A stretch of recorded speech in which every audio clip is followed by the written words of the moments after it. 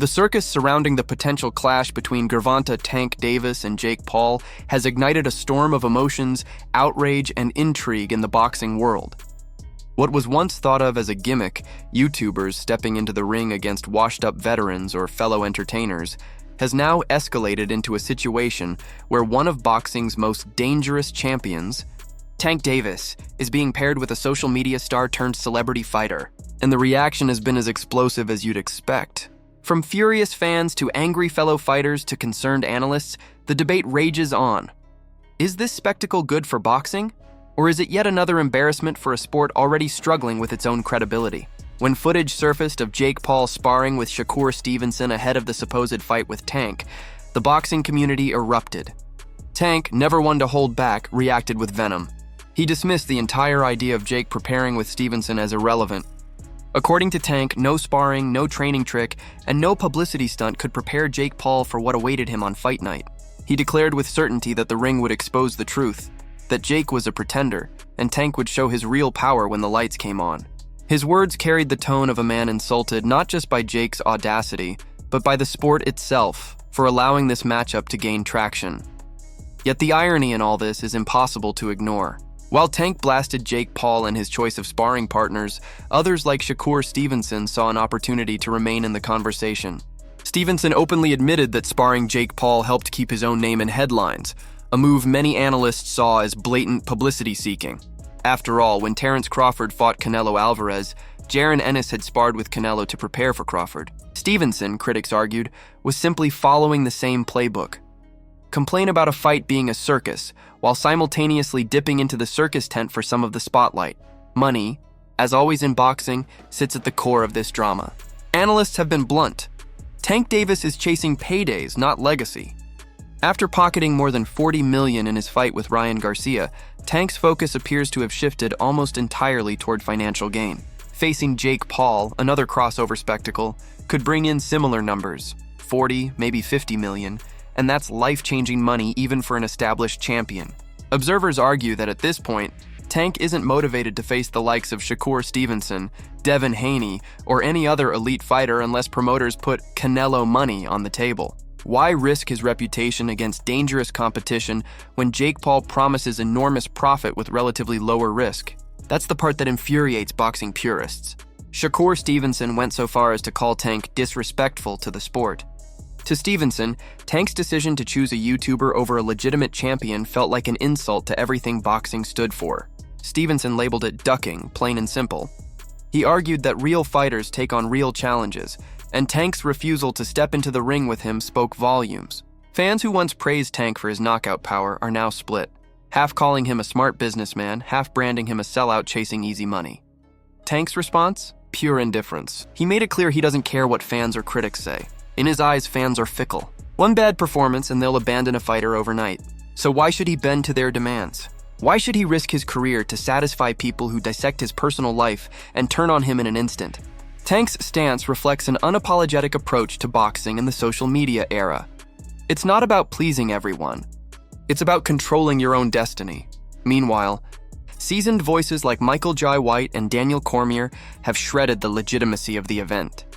White was firm. Jake Paul, no matter how many exhibitions he fights, can never be considered a legitimate boxing champion. He applauded Jake for carving out his own lane and making money, but emphasized that if Paul ever fought a real top 10 cruiserweight, the fantasy would collapse overnight. Daniel Cormier echoed the criticism, labeling Tank versus Jake boring before it even begins.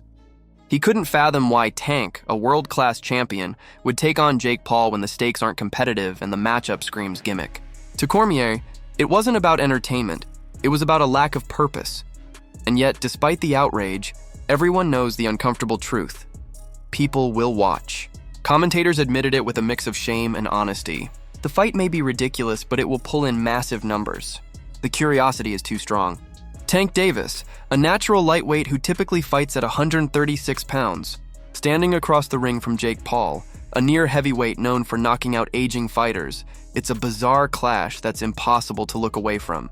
Fans may call it an embarrassment, but they'll still pay to see if Tank's speed and power can crumple Jake Paul, or if Jake can land one clean shot on the smaller man and shock the world. The face-off alone set social media ablaze. Jake Paul towered over Tank, making him look almost childlike in comparison. Commentators described the sight as embarrassing, but again, looks can deceive. Tank may have been smaller, but his skill, his timing, his footwork, all the things that make him elite, don't disappear just because his opponent is taller. Analysts reminded fans that Jake Paul's greatest challenge in this fight won't be size or power. It will be finding a way to actually hit Tank clean. And that is a puzzle even seasoned professionals have failed to solve. Tim Bradley, another respected voice in boxing, offered a different perspective. Instead of blasting Tank, Bradley urged fans and critics to remember where he came from. Tank's upbringing was difficult, with parents battling addiction and instability. He grew up in hardship, with his grandmother raising him and his coach Calvin Ford shaping him into a fighter. Bradley argued that to understand Tank's decisions now, you have to understand his DNA, his background, and the pressures he has carried his whole life. Tank isn't making excuses, but Bradley believes his story explains why money and security might matter more to him than legacy at this stage. Still, the bigger question looms. What does this fight mean for boxing? Some analysts argue it's the natural evolution of the sport in an entertainment-driven world. Jake Paul has found a way to bend boxing to his rules, creating spectacle after spectacle and dragging the sport into new territory. Others see it as a betrayal of everything boxing is supposed to be. They point out that while Terence Crawford, Canelo Alvarez, and other greats chase true competition, the sanctioning bodies and promoters still indulge circus fights like this one.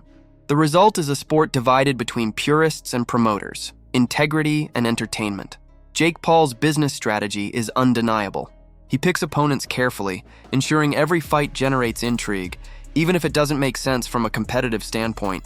Facing Tank Davis fits perfectly into this formula. The size difference creates curiosity. The clash of personalities creates drama. And the crossover nature ensures mainstream media attention. Win or lose, Jake Paul wins financially, and for him, that may be all that matters. But for Tank, the stakes are different. If he wins, critics will shrug it off, saying he beat a YouTuber.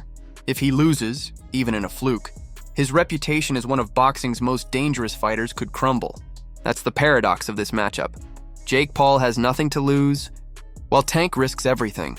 And yet, as commentators admitted, despite the circus, despite the outrage, despite the mockery, the fight will sell. Fans will tune in, not because they respect it, but because they can't look away. That's the strange reality of boxing in 2025. A sport where legacy and spectacle are locked in a constant tug of war, and fighters like Tank Davis are forced to decide which side they value most. So the question remains, is this a fight or is this theater? Will Jake Paul truly swing with the intent to erase Tank Davis, or will it be another exhibition where punches are pulled and fans are left feeling cheated? Will Tank remind the world what separates a real fighter from an entertainer, or will the circus swallow even him?